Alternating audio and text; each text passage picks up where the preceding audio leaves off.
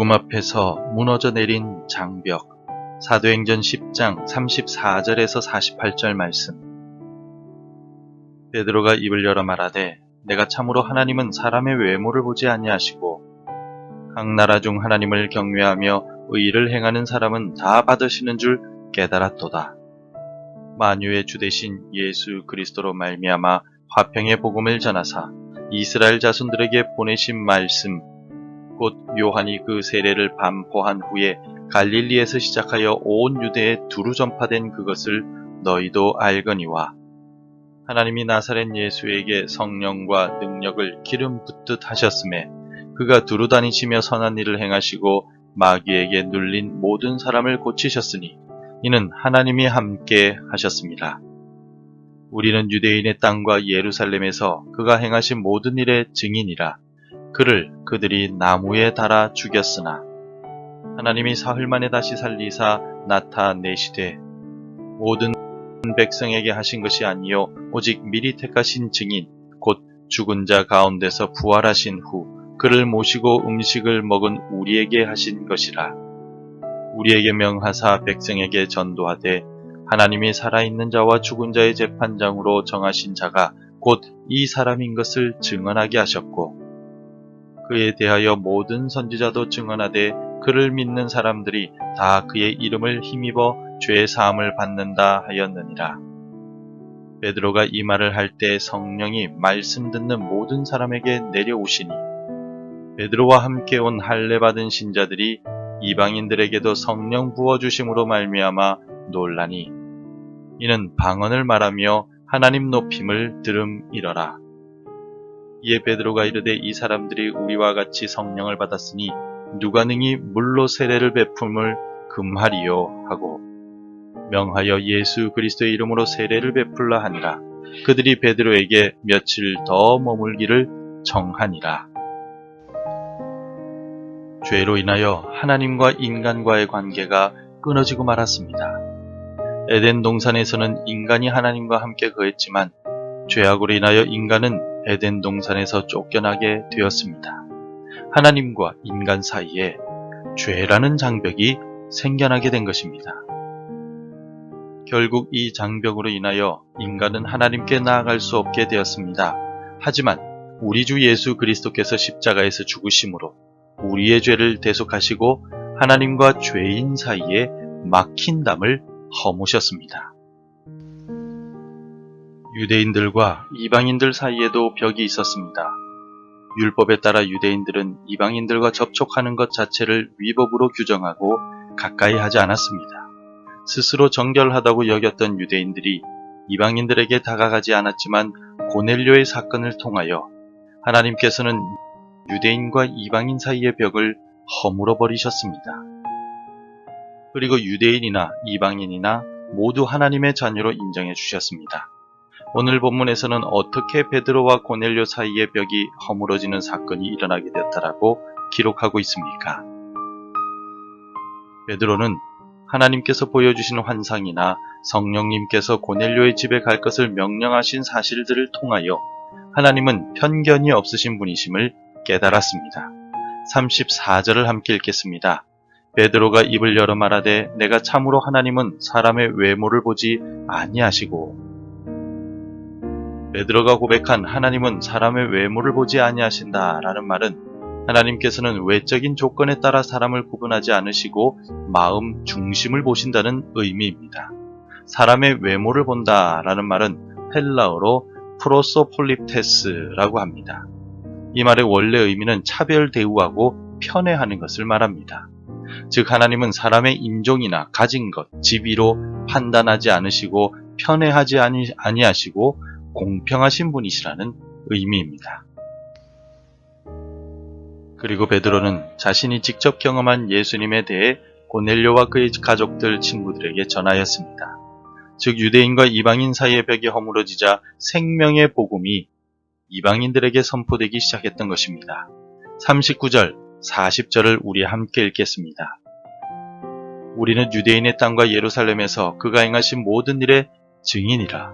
그를 그들이 나무에 달아 죽였으나 하나님이 사흘 만에 다시 살리사 나타내시되. 베드로는 자신이 예수님의 증인 마르튀스라고 고백합니다.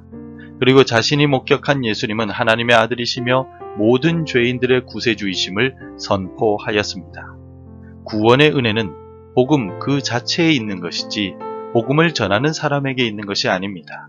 그러므로 우리는 부족하더라도 내가 경험한 복음의 신비로움을 전할 때 복음이 사람을 변화시킬 것입니다. 그리고 베드로가 벽을 허무신 하나님을 깨닫고 복음을 선포하자 이방인들에게 성령께서 임재하시고 방언을 말하게 됩니다. 45절 46절입니다. 베드로와 함께 온 할례 받은 신자들이 이방인들에게도 성령 부어주심으로 말미암아 놀라니 이는 방언을 말하며 하나님 높임을 들음이러라. 베드로가 자신의 사명인 복음 전파를 완수하자 성령님께서 그 자리에 임재하시고 복음을 듣는 모든 사람들의 마음을 감동시키셨습니다.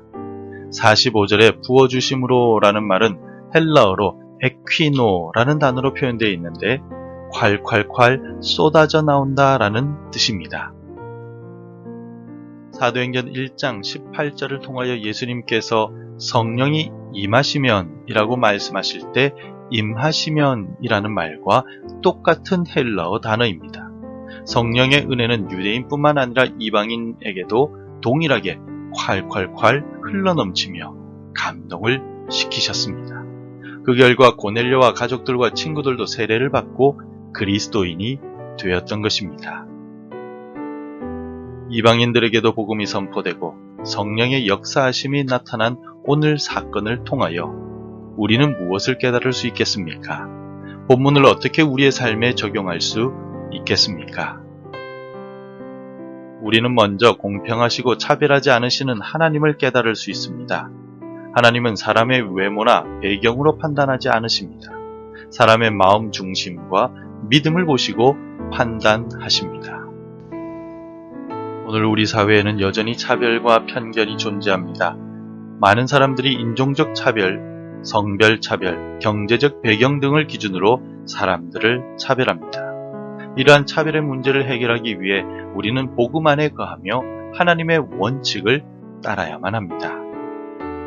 하나님께서 차별하지 않으신 것처럼 우리도 외적인 조건으로 차별하지 않고 공평하게 대하며 섬겨야 합니다.